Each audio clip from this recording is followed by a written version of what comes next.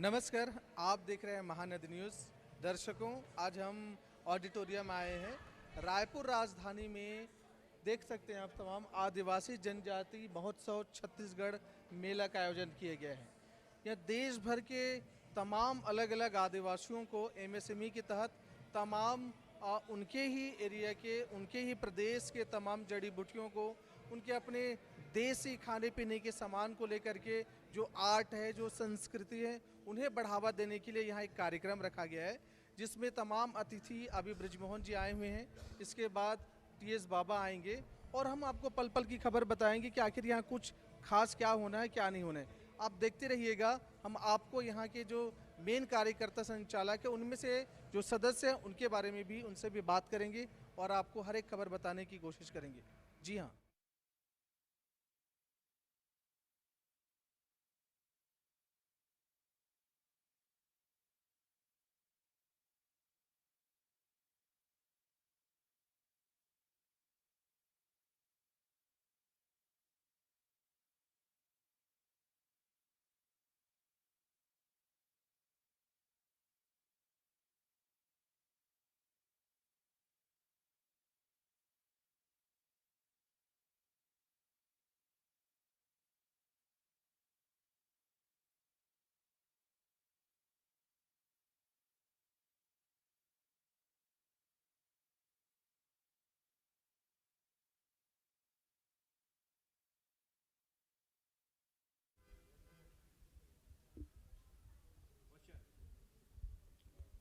यह जो आदिवासी जनजाति महोत्सव जो आयोजित किया गया है, जी।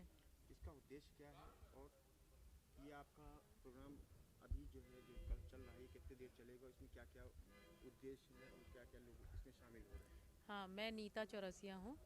इसमें स्टॉल की जो संचालिका हूँ मैं। और इसमें आदिवासी जनजाति महोत्सव में 1 तारीख से 4 तारीख तक के इसमें दीनदयाल ऑडिटोरियम में है। इसमें मुख्य उद्देश्य है महिलाओं को जो बहुत ग्रामीण अंचल में उनके पास हुनर तो ज़रूर रहता है, किंतु अपने हुनर का प्रचार प्रसार नहीं कर पाती और आगे नहीं आ पाती हैं।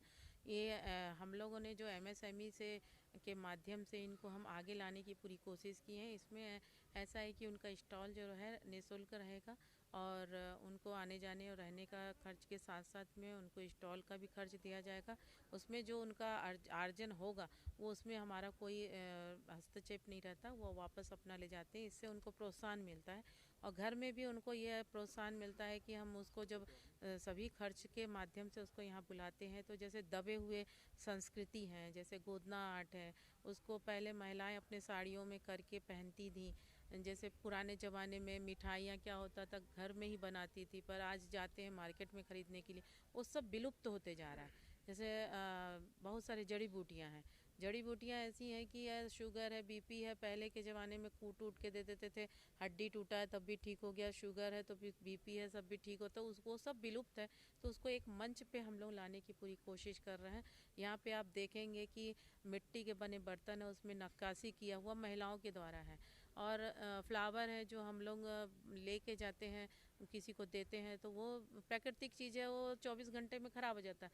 पर यहाँ महिलाओं को देखेंगे कि अपने हाथों से बनाए हुए हैं, वो घर में जाके डेकोरेट भी करती कितने हैं। स्टॉल लगे हुए हैं? यहाँ पे 60 है एमएसएमई से, बाकी प्राइवेट हम लोगों तो 100 स्टॉल दिए थे एमएसएमई को, किंतु उन्होंने मात्र 60 स्टॉल का परमिशन दिया है। बाकी स्टॉल जिनका रजिस्ट्रेशन हो गया था, वो कुछ अमाउंट ले करके हम लोगों ने उसको स्टॉल दिए हैं और वो भी अपना हुनर का प्रदर्शन कर रहे हैं। और जो आज तो उद्घाटन है, उसके बाद जो 2 और 3 तारीख को रहेगा, उसमें बैंक के कुछ लोग आएंगे, कैसे लोन लेते हैं, आपको बेनिफिट क्या है, कितना आपको लोन के साथ में सब्सिडी मिलेगा।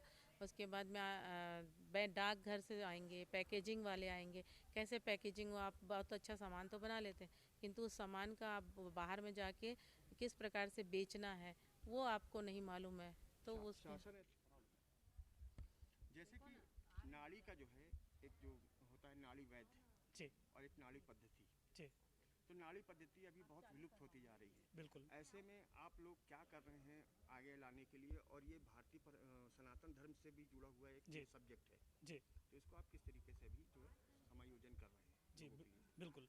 अभी जितने भी मेडिकल कॉलेज में नए जो एडमिशन ले रहे हैं, जी।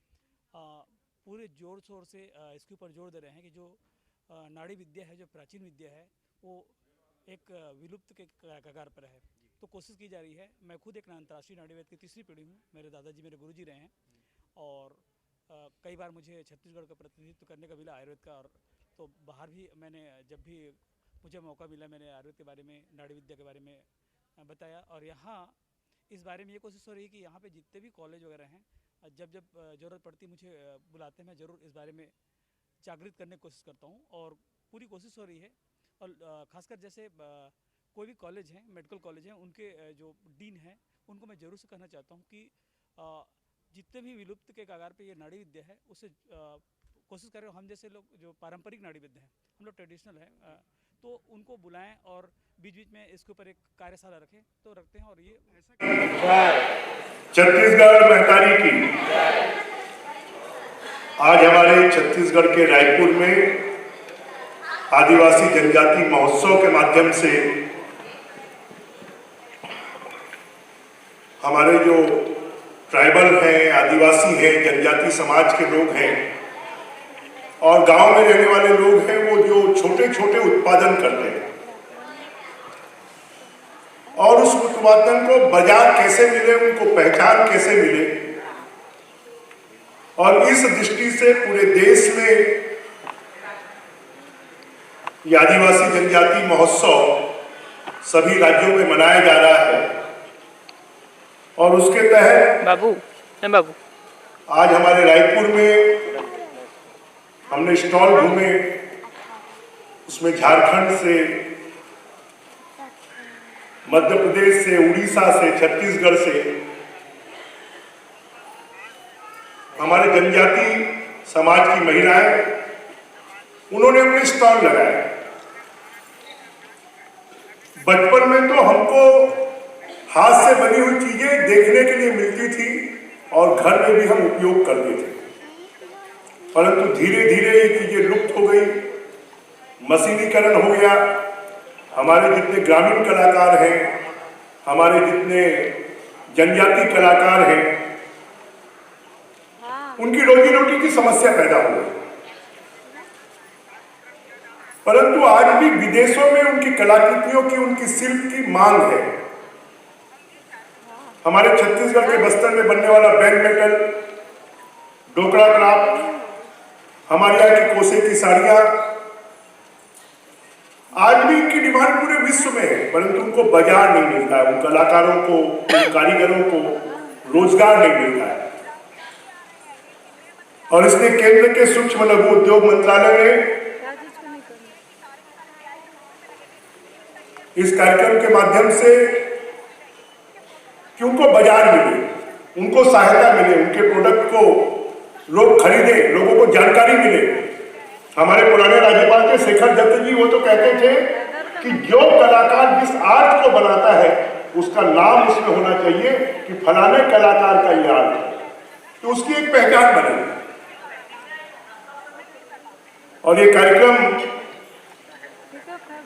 के जो आयोजक हैं आदि युवा केंद्र के हमारे पुष्पेंद्र आर्य जी,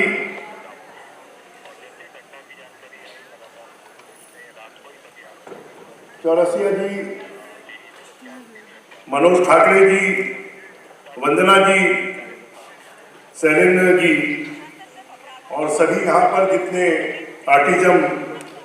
आर्टिजन्स भाग ले रहे हैं, मैं सबको शुभकामनाएं देता हूं। क्योंकि मोदी जी ने पूरे देश में,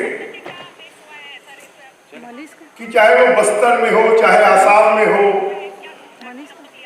चाहे वो फिर नागालैंड में हो, चाहे कश्मीर में हो, चाहे हिमाचल में हो, वहां पर के जो आर्टिजन है, वहां के जो कलाकार हैं, वहां के शिल्पकार हैं, उनकी कलाकारी को ढूंढ ढूंढ कर और उनको बाजार उपलब्ध कराना, उनको रोजगार उपलब्ध कराना। मन की बात में मोदी जी इस बात का उल्लेख भी करते हैं कि लोगों ने कितना बेहतर काम किया है। कोई एक छोटा सा आदमी जिसने अपने पूरे जीवन में 1 लाख से ज्यादा पेड़ लगाए, ऐसे गांव जहां पर अच्छे कलाकार, पूरा गांव का गांव जहां सभी लोग कलाकृति बनाते हैं। देखिए, ये जो हमारे आदिवासी जनजाति समाज में जो कलाकारी है, शिल्पकारी है, उनकी जो विशेषताएं हैं और उन विशेषताओं को उनके द्वारा बनाए जाने वाले प्रोडक्ट को बाजार मिले और लोगों को मालूम पड़े कि हमारा आदिवासी समाज इसका निर्माण करता है। और इसके लिए जो लघु सूक्ष्म उद्योग मंत्रालय है उसने पूरे देश भर में इस प्रकार का कि आदिवासी समाज को, जनजाति समाज को जोड़कर और उनके कलाकारों को, उनके शिल्पकारों को, उनके बनाए गए प्रोडक्ट को बाजार मिले, और उस दृष्टि से ये आयोजन यहाँ पर किया गया है। और इस आयोजन में केंद्र सरकार के भी सहायता से ये आयोजन यहाँ पर किया गया है। केंद्र सरकार द्वारा जैसे कई सारी योजनाएं चलाई जा रही हैं, लेकिन उसके बाद भी जैसे आयुर्वेद है, नाड़ी पद्धति है, तो उसका इतना प्रचार प्रसार क्यों नहीं हो पा रहा है और लोगों तक क्यों नहीं बात देखिए, पहुंच पा प्रचार रही है? प्रसार हो रहा है और धीरे धीरे अगर आप देखेंगे तो लोग फिर से शाकाहारी की तरफ आ रहे हैं। अगर आप देखेंगे तो लोग फिर से हमारे जो प्रोडक्ट हैं वो देसी प्रोडक्ट की तरफ आ रहे हैं। तो ये धीरे धीरे अब फिर से जीवित हो रहा है। बोलते हैं इतिहास अपने आप को दोहराता है। तो अब लोग लोकल फॉर वोकल, कि हमारे बने हुए प्रोडक्ट को लोग खरीदें, जो ऑर्गेनिक प्रोडक्ट हैं उसकी तरफ लोग जा रहे हैं। अब हमारा जो सामान्य चावल 30 रुपये किलो में मिलता है, तो ऑर्गेनिक चावल 200 रुपये में लोग खरीदते हैं। अब जिंक का चावल हमारे यहाँ वो 500 रुपये में बाहर जा रहा है। तो धीरे धीरे इन प्रोडक्ट के प्रति फिर से लोगों में लगाव और प्रेम बढ़ रहा है और इससे रोचक है। केंद्र सरकार कर रही है, छत्तीसगढ़ गवर्नमेंट छत्तीसगढ़ के आदिवासियों को क्या ये दे पा रही है? निश्चित रूप से अब जैसे ये आयोजन हो रहा है, इसमें जो छत्तीसगढ़ के आदिवासी आए हैं उनको सहायता मिलेगी, तो इस प्रकार के प्रोडक्ट को ये राष्ट्रीय स्तर पर हो रहा है। तो जो भी उसमें पार्टिसिपेट करते हैं, देश भर में ऐसे मेले होते हैं, जगह जगह पर हमारे आदिवासी कलाकार जाते हैं, तो उनको रोजगार मिलता है, उनका प्रोडक्ट बिकता है, उनको ऑर्डर भी मिलते हैं। एक बड़ी उपलब्धि है।